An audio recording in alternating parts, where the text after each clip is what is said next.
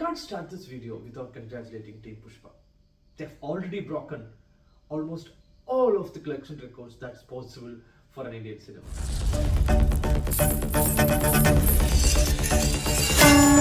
Myself, being a cinephile from the southern part of India, I can't be more proud. ഇന്നത്തേത് ഒരു reaction video ആണ്. പുഷ്പയുടെ ശ്രീവല്ലിയെ അഭിനയിച്ച രശ്മിക മന്ദാനയുടെ ഒരു interview portions നമുക്കൊന്ന് കണ്ടു നോക്കാം. With so much conviction, only actor who can do this is Allu Arjun sir. Like, I don't think I will ever in my life witness what he's done in terms of, imagine who has the guts and the power to, and the alphaness to wear a sari, dance in a sari, do an action in a sari, have a talkie portion in a sari, and 21 minutes of a film he's in a freaking sari. Like, tell me what man can do that? ഈ സിനിമയിലെ ഏറ്റവും major portion ആയിട്ട് of course നമുക്ക് പറയാൻ വേണ്ടി പറ്റുന്നത് അല്ലു അർജുന്റെ ആ ഒരു സാരി എടുത്തു വരുന്ന portion.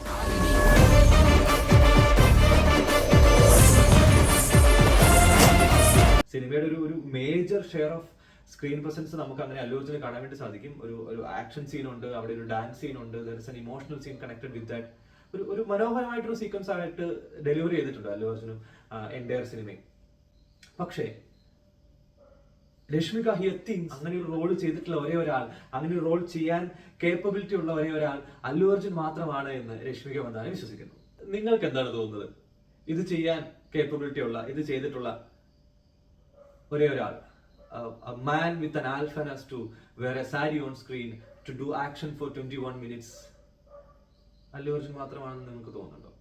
An average cinema person, especially from South India, must know who has had the alphaness to do a female character on screen, not just for 21 minutes, but for almost 90% of the movie screening time. None other than the pioneer of experiments in Indian cinema, Mr. Kamal Haasan.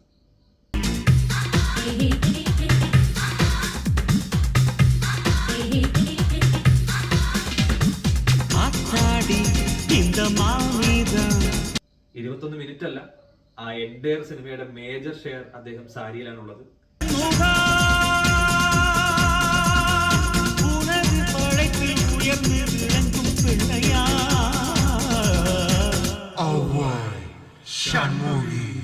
He did dance in sari, action sequences, not just 21 minutes of dialogues. And ദൈവമേ, ആ സിനിമയിലെ entire portions he was living as an entirely different character, that to a female character in sari.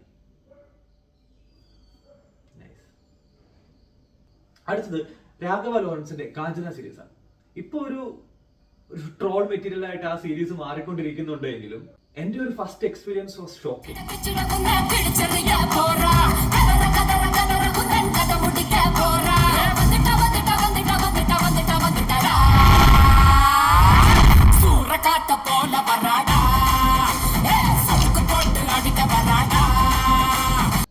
Raghava ലോറൻസിനെ കുറിച്ചല്ല, രാഘവ ലോറൻസിന്റെ ആ ഒരു song ഒക്കെ ഭയങ്കര വൈറലാണ്, നിങ്ങൾ എല്ലാവരും കണ്ടിട്ടുണ്ടാവും.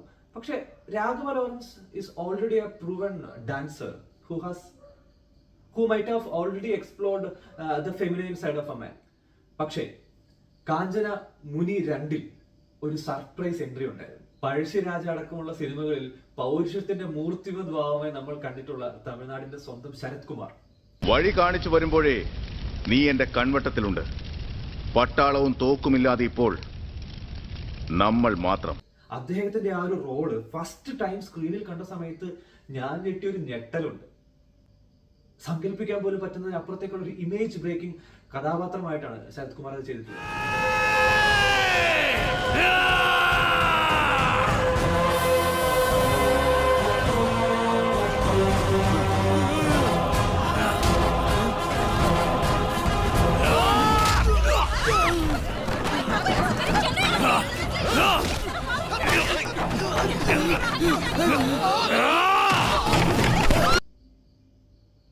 As a transgender, draped in sari.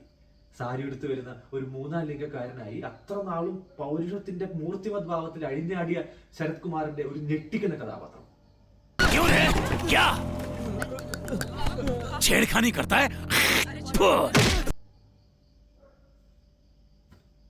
Not just 21 minutes. ഇതേ കാഞ്ചന ഹിന്ദിയിലേക്ക് റീമേക്ക് ചെയ്ത് ലക്ഷ്മി ബോംബ് എന്നുള്ള പേരിൽ അവിടെ ഒരു ബോംബ് പൊട്ടിച്ചിട്ടുള്ള അക്ഷയ് കുമാറിനെയും ഞാൻ മറക്കുന്നില്ല. പക്ഷെ അത് കോമഡി കഥാപാത്രങ്ങളായി സാലി എടുത്തിട്ടുള്ള ഒരുപാട് ആൾക്കാർ ഇവിടെയുണ്ട്. ജഗതിയെ പോലെ, തമിഴ് ആക്ടർ വിവേകിനെ പോലെ, സന്താനത്തെ പോലെ ഒരുപാട് ആൾക്കാരുള്ള കൂട്ടത്തിൽ മാത്രം പരിഗണിക്കാൻ എനിക്ക് ആ കഥാപാത്രത്തെ പറ്റുന്നുള്ളൂ. Sorry mister Akshay Kumar.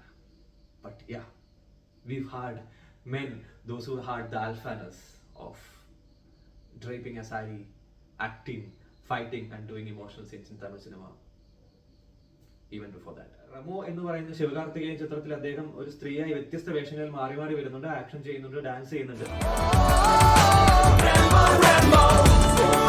പുഷ്പ സിനിമയെ കുറിച്ച് ഒരുപാട് എതിരഭിപ്രായങ്ങൾ വരുന്നുണ്ടെങ്കിലും എന്റെ കൂടെ സിനിമ കാണാമെന്ന ആള് തന്നെ തിയേറ്ററിൽ നിന്ന് ഇത് എന്താണ് ഈ കാണിച്ചു വെച്ചേക്കുന്നൊക്കെ ചോദിക്കുന്നുണ്ടെങ്കിൽ ഒരു കാര്യത്തിൽ എനിക്കൊരു സംശയം ഉണ്ടായിരുന്നില്ല. This cinema is going to be a blockbuster. രാവിലെ 4 മണിക്ക് ഷോ കാണാൻ വേണ്ടിയിട്ടാണ് പോയത്.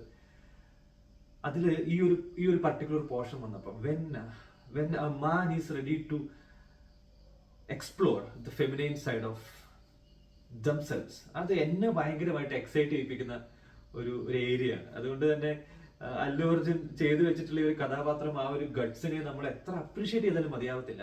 ഈ പറഞ്ഞതൊക്കെ തമിഴ് സിനിമയെ കുറിച്ചാണെങ്കിൽ if you are getting to Malayalam cinema, it's an entire another story. Not just about Malayalam movies. Let it be Indian cinema or international cinema. Mammootty എന്ന് പറയുന്ന മഹാനടന്റെ സ്ഥാനം എന്താണ് എന്നുള്ളത് നമുക്കെല്ലാം മലയാള സിനിമ എന്ന് മാത്രമല്ല, let it be Indian cinema or international cinema. When we discuss heroism, manliness, alphaness, പൗരുഷത്തിന്റെ മൂർത്തിമത് ഭാവമായി നമ്മളെല്ലാവരും അവരോധിച്ചു വന്നിരുന്ന, ആരാധിച്ചു പോന്നിരുന്ന നായക സങ്കല്പമാണ് മമ്മൂട്ടി. പൗരുഷത്തെ നിർവചിക്കുന്ന അനേകം കഥാപാത്രങ്ങൾ. സാമ്പത്തികമായി വിചാരിച്ചത്ര വിജയം കൈവരിക്കാൻ സാധിച്ചില്ലെങ്കിലും മാമാങ്കത്തിലെ മമ്മൂട്ടിയുടെ ഈ ഒരു എൻട്രൻസ് തിയേറ്ററിൽ കണ്ട് ഞെട്ടിയവരാണ് നമ്മളെല്ലാവരും.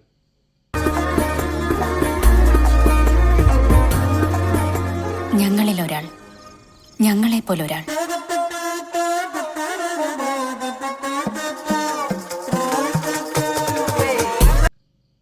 You shouldn't have missed this. ജയസൂര്യയുടെ ഞാൻ മേരിക്കുട്ടി എന്ന സിനിമയിലെ കഥാപാത്രം. Many happy returns.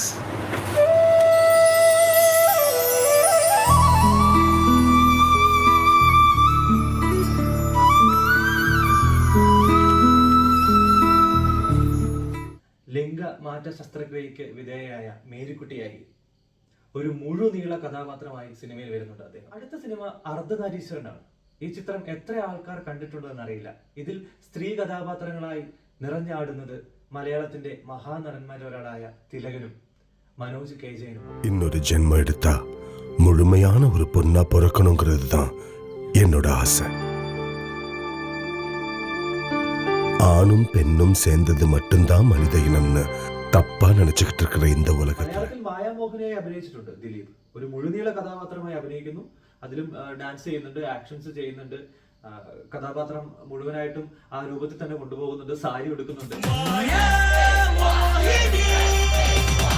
പക്ഷെ ഇതിൽ നിന്നെല്ലാം പുഷ്പയെ വ്യത്യസ്തനാക്കുന്ന ഒരു ഘടകമുണ്ട്.